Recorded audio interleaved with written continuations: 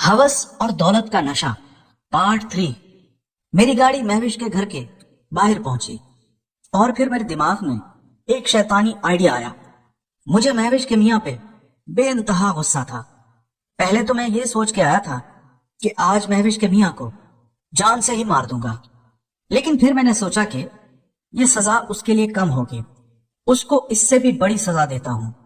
फिर मैंने दिलबर को कहा, दिलबर मेरी बात सुन, आज तक मुझे किसी ने गाली नहीं दी। जब कारोबार मेरा अब्बा संभालता था मैं तो तब भी किसी की गाली नहीं सुनता था। जो भी मुझे गुस्से से बात करता था मैं उसको फौरन गोली मार देता था, लेकिन महविश की मियाँ ने मुझे गाली दी है। मुझसे कंट्रोल नहीं हो पा रहा, इसीलिए मैंने सोचा है कि मैं उसको सबक सिखाने के लिए मैं महविश के शौहर के सामने महविश की लूंगा। तो फिर दिलबर कहने लगा, साहब जी यहाँ पे ऐसा काम नहीं करो, क्योंकि लेने में तो बहुत टाइम लगता है।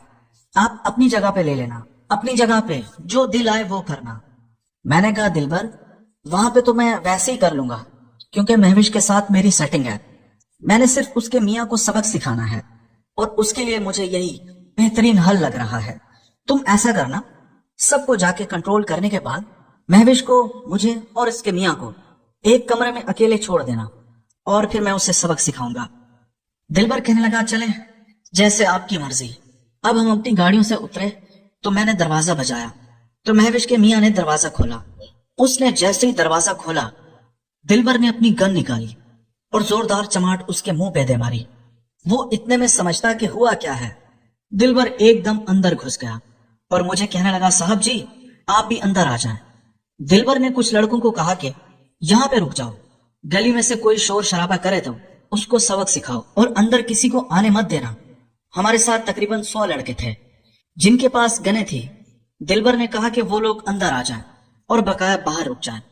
अंदर तकरीबन 15 लड़के आ चुके थे। मैंने भी अपनी गन अपने हाथ में ले ली थी। अंदर मैं जैसे ही गया तो मैंने महविश के मियाँ को पकड़ा। मैंने उसको चमाटे लगाए, जो मेरे हाथ में आया मैं उसे मारता रहा। इतने में महविश आई। वो कहने लगी, शेर जमान साहब आप मार डालेंगे क्या? मैंने कहा, हाँ मैं मार डालूंगा, इसने मुझे गाली दी है, मैं गाली नहीं बर्दाश्त कर सकता। इतने में महविश के जितने भी रिश्तेदार थे वो सारे खामोश होकर डरे हुए थे, क्योंकि हमारे हाथ में असला था।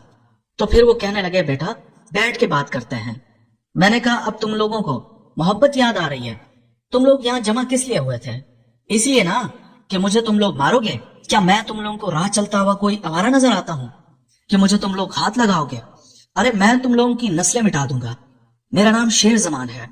फिर वो कहने लगे, नहीं साहब जी, हम आपके साथ लड़ने के लिए नहीं आए थे, हम तो बीच बचाव के लिए आए थे, क्योंकि महविश का मियाँ भी गुस्से का तेज है, इसलिए हमने कहा है कि हम बीच बचाव करेंगे। मैंने कहा, आज तो मैं इसका गुस्सा ठंडा करके ही रहूंगा, ये जिंदगी में कभी किसी पे गुस्सा नहीं करेगा। फिर मैंने दिलबर को कहा, जरा महविश के मियाँ को अंदर कमरे में लेके आओ। वो आया तो मैंने 4 लड़कों को कहा कि इसकी ठीक ठाक खिदमत करो। 4 लड़कों ने उसकी खूब खिदमत की, हत्ता कि वो मुझसे माफिया मांगने पर मजबूर हो गया।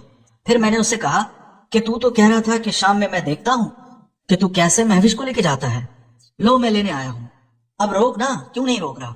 जब औकात नहीं होती ना, इस तरह के बड़े बड़े बोल नहीं बोलने चाहिए। तुम्हारे बोल की वजह से आज तुम लोगों का ये हशर हुआ है।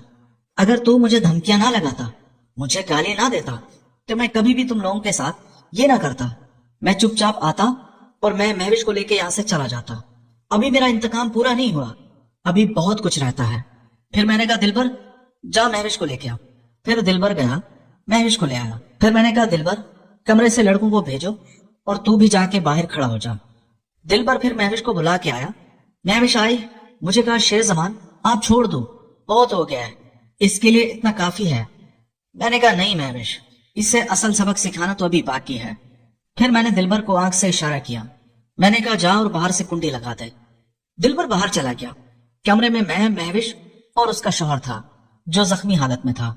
एक हाथ में मेरे गन थी और दूसरे हाथ में मैंने महविश का हाथ लिया हुआ था।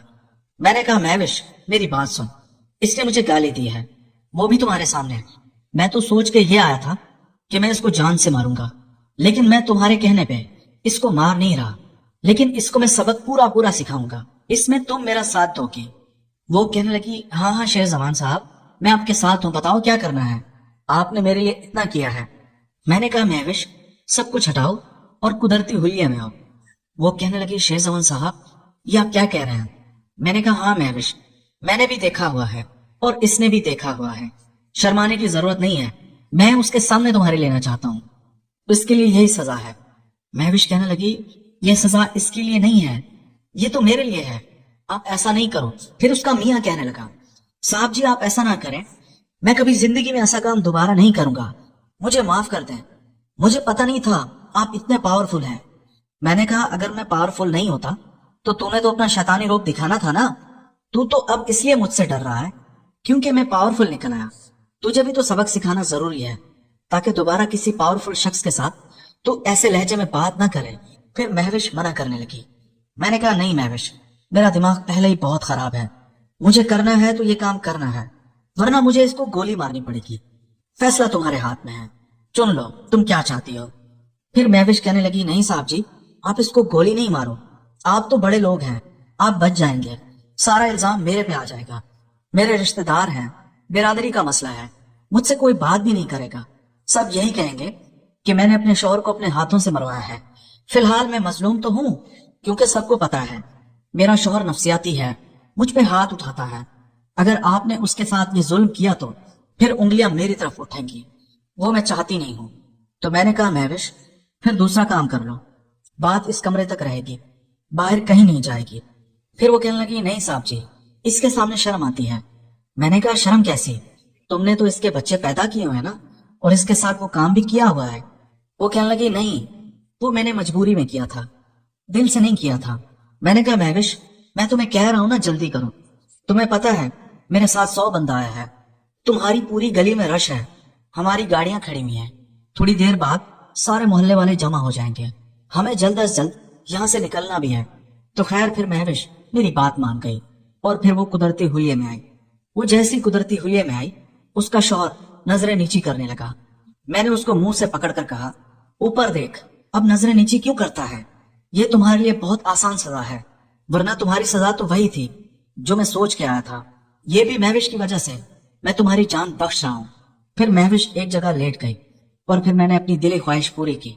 वो बार बार नजरें नीची करता रहा और मैं बार बार उसको कहता था कि देख देख तेरी यही सजा है। फिर 10 मिनट बाद ये खेल खत्म हो चुका। मैंने फिर खुद को सेट किया और फिर मैंने दिलबर को आवाज लगाई। मैंने कहा दिलबर दरवाजा खोल, अब हम जा रहे हैं। फिर हम बाहर आए। मैंने कहा महविश जो भी तुमने सामान उठाना है इस घर से वो पैक कर लो। फिर महविश ने अपना सामान समेटा और हम लोग बाहर आए। जब हम लोग बाहर आए मैंने देखा भीड़ बहुत जमा हो चुकी थी, पूरा मोहल्ला जमा था। मेरे हिसाब से कोई 700-800 बंदा जमा हो चुका था जिनके हाथ में डंडे थे और कोई पुलिस को भी फोन कर रहा था। इतने में वो बुजुर्ग आया जिसको मैंने कल चमाट लगाई थी। वो कहने लगा हम अपनी इज्जत तुझे यहाँ से लेकर जाने नहीं देंगे, तूने क्या समझ लिया है कि ये मोहल्ला बुजदिलों का है, हम भी देखते हैं कि तू यहाँ से कैसे लेकर जाता है। फिर मैंने उसको कहा बुजुर्ग लगता है आपको कल वाली बात भूल गई है। फिर दिलबर कहने लगा साहब जी आप गाड़ी में बैठो, मैं इन सबको हटाता हूँ, आप फिक्र छोड़ दें। दिलबर के लड़कों के हाथ में कुछ डंडे भी थे तो दिलबर ने उनसे डंडा लिया, जो भी आगे आया उसने उसको मारना शुरू किया। मैंने देखा तो मोहल्ले वाले भी लड़ाई करना शुरू हो गए, उन्होंने भी दिलबर के साथ फाइट शुरू कर दी थी। मैंने जब ये देखा मैं गाड़ी से नीचे उतरा, एक गाड़ी में असला था, मैं उसके पास गया और उसमें से AK-47 गन निकाली और उसका चैम्बर लोड किया। फिर मैंने जोर से कहा खबरदार अगर किसी ने हाथ उठाया तो मैं उसे गोली मार दूंगा। और इतने में मैंने पूरा ब्रेस्ट हवा में खोल दिया। गोलियों की तड़तड़ाहट से पूरा मोहल्ला गूंज उठा, लोग इधर उधर भागना शुरू हो गए। मैंने देखा तो एक बंदा भी नहीं रुका हुआ था, सिर्फ हमारे लड़के थे। फिर दिलबर कहने लगा साहब जी आप तो वाकई बहुत दिलेर हैं, शेर जमान आपका नाम है, आप हैं भी शेर। फिर मैं अपनी 4 करोड़ की गाड़ी में जाके दोबारा बैठा। मेरे साथ महविश थी और उसके 2 बच्चे थे। मैं उसको लेके सीधा उसके फ्लैट पे गया। जैसे ही फ्लैट आया मैंने दिलबर को कहा, मैंने कहा अब आप लोग यहाँ से चले जाएं। मैं और महविश ऊपर अपार्टमेंट में आ गए और रात का 1 भी बज चुका था। फिर मुझे होश आया, मैंने अपना मोबाइल तो चेक किया ही नहीं। जब मैंने अपना मोबाइल देखा तो मेरी अम्मी की 15 मिस कॉल आई हुई थी। फिर मैंने अपनी अम्मी को फोन किया। मेरी अम्मी कहने लगी क्या हुआ शेर जमान, इमदाद बता रहा था कि तुम्हारा कहीं फटा हुआ है। मैंने कहा नहीं अम्मी, छोटा मोटा हुआ था, खत्म भी हो गया है। फिर मेरी अम्मी कहने लगी शेरजबान जल्दी आओ, मेरा दिल घबरा रहा है। मैंने कहा अम्मी 1 घंटा मुझे लग जाएगा, मैं अपने ऑफिस में हूँ। फिर मैंने फोन बंद कर दिया। मैंने महविश को उसका घर दिखाया, वो देख के बहुत खुश हुई। फिर मैंने पूछा महविश तुमने खाना तो नहीं खाया होगा? मैं भी भूल गया था झगड़े में।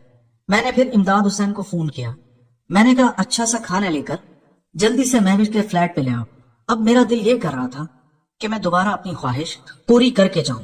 फिर मैंने सोचा अच्छा खाना वाना तो खा लें, और आज वैसे भी वो डिस्टर्ब है, परेशान है, अगर उसका दिल करेगा तो कर लेंगे, नहीं तो छोड़ दूंगा। और वैसे भी एक दफा तो मैंने उसकी ले ली थी। फिर महविश मुझे कहने लगी शुक्रिया शेरजवान साहब, आपने मेरे लिए इतना कुछ किया। मैंने कहा कोई बात नहीं महविश, मैं तुमसे मोहब्बत करता हूँ, और मोहब्बत में मैं जान दे भी सकता हूँ और जान ले भी सकता हूँ।